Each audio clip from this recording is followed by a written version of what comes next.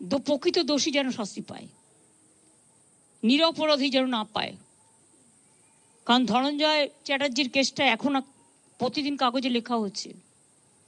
তার হয়ে একজনকে সাক্ষী দিতে বলা হয়েছিল, যে সাক্ষী দিয়েছিল সে স্বীকার করছে যে আমার পাপবোধ হচ্ছে, আমাকে দিয়ে তখন জোর করে বলানো হয়েছিল।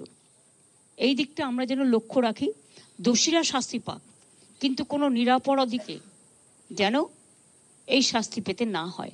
যে ডাকতে পারে, সবাইকে কথা বলতে পারে, আলোচনা করতে পারে, কারো কোনো কোয়ারি থাকলে ডাকতেই পারে, এটা তো ইনভেস্টিগেশনের নিয়ম।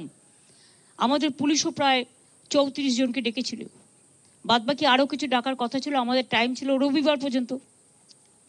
এটা আমি তোর বাবা মার সাথে কথা বলেই ঠিক করেছিলাম যে রবিবার পর্যন্ত যদি আমরা তদন্ত শেষ করতে না পারি তাহলে আমি সিবিআইকে দিয়ে দেবো। এবং আপনারা দেখুন, আমি সোমবার দিন ওনাদের বাড়িতে গেলাম।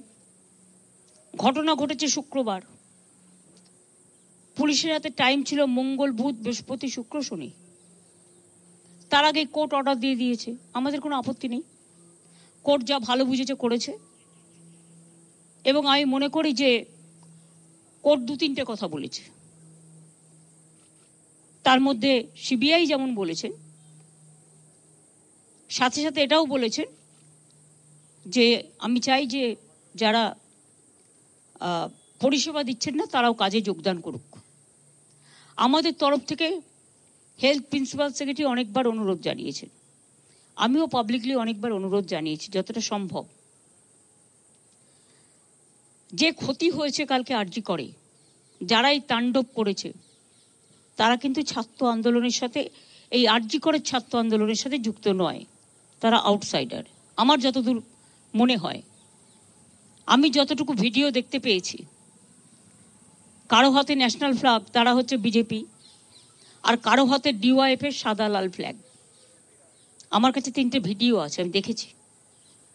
কালকে পুলিশকে যেভাবে আক্রমণ করা হয়েছে, আমাদের একজন ডিসি যিনি নিরাপত্তার জন্য ওখানে ছিলেন, আমার 2জন ওসিও ছিলেন, কারণ ব্রেন স্ক্যান ট্যান করতে হবে, আর এটা অনেক সময় মাথায় আঘাত পড়লে কোমা টোমাতে চলে যায় সঙ্গে সঙ্গে ট্রিটমেন্টটা ঠিকমতো না হলে। তাছাড়াও অনেকেই মার খেয়েছে পুলিশের, কিন্তু আমি একটা সাধুবাদ তাদের দেবো, তারা ধৈর্য হারাননি। আন্দোলনের পরিসীমা, আন্দোলনের সীমা যারা আন্দোলন করে তাদের নজরে রাখতে হয়। আমি ছোটবেলা থেকে আন্দোলন করেই জন্মেছি, এবং আজও আমি আপনাদের বলি, অনেক পরিষেবা না পেয়ে ফিরে যাচ্ছে গ্রামের গরিব লোকগুলো। তাদের ক্ষমতা নেই, তারা বিনা পয়সায় হাসপাতালে চিকিৎসা পায়। আর বাদবাকি যারা ধর্মঘটে এখনো আছেন, সবটাই তো মেনে নেওয়া হয়েছে, অত কিছু বাকি নেই। আর এখন তো আমাদের হাতেও কেসটা নেই, থেকে শুরু করে যা যা লাগে টোটালটাই ধ্বংস করা হয়েছে। প্রায় আমি শুনেছি এটা, আমরা এখনো টোটালটা অনেক টাকার ইনফ্রাস্ট্রাকচার নষ্ট করা হয়েছে। নতুন করে আবার হবে কিনা আমি জানি না। থেকে শুরু করে স্ক্যান থেকে শুরু করে অনেক কিছু থাকে।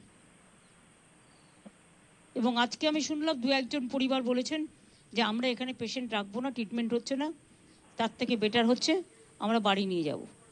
তা যদি কেউ পেশেন্টকে বাড়ি নিয়ে যেতে চায়, সেটা তাদের নিজেদের ব্যাপার, নিজেদের অধিকার। কাজে এ ব্যাপারে আমার কোনো বক্তব্য নেই। আমরা চেষ্টা করব, যদি তিনি কোনো হাসপাতালে শিফট করতে চান আমরা নিশ্চয়ই তাদের সাহায্য করব। এটা মানবিক ব্যাপার।